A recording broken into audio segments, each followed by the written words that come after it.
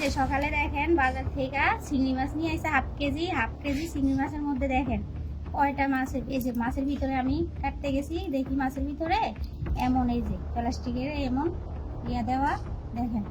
পরে মনে ভাবছি মনে হয় কোনো সমস্যা না, মনে হয় কোনো মাছের কোনো একটা রোগ হইতে পারে। পরে দেখি কি সবগুলা মাছের ভিতরে এমন দেখেন এমন প্লাস্টিকের ইয়া দেওয়া, প্লাস্টিকের এগুলা। আমি আরও দেখছি নেটে মনে ভাবছি হয়তো বা এমনি মনে হয়, কিন্তু সব মাছের ভিতরে না, বেশিরভাগ মাছের ভিতরে এমন সবগুলো দিলে তো হেরা দেখা গেছে বুঝতে পারবে মানুষ। এই কারণে আপনারা যদি চিংড়ি মাছ কিনতে যান তাহলে কানের নিচে এইভাবে দেখবেন।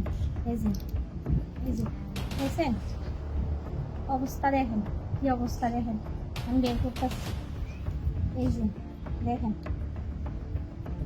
মাছ কিনতে চাইলে অবশ্যই এই চিংড়ি মাছের কানের নিচে এইভাবে দেখবেন যে এই যে দেখেন কি অবস্থা।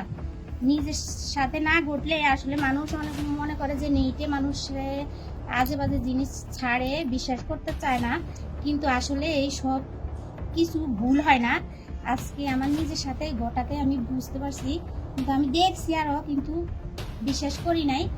এখন আমার নিজের সাথে ঘটছে জিনিসটা, এই কারণে আপনাদেরকেও দেখাইতেছি যে আপনাদেরও যেন উপকার হয়।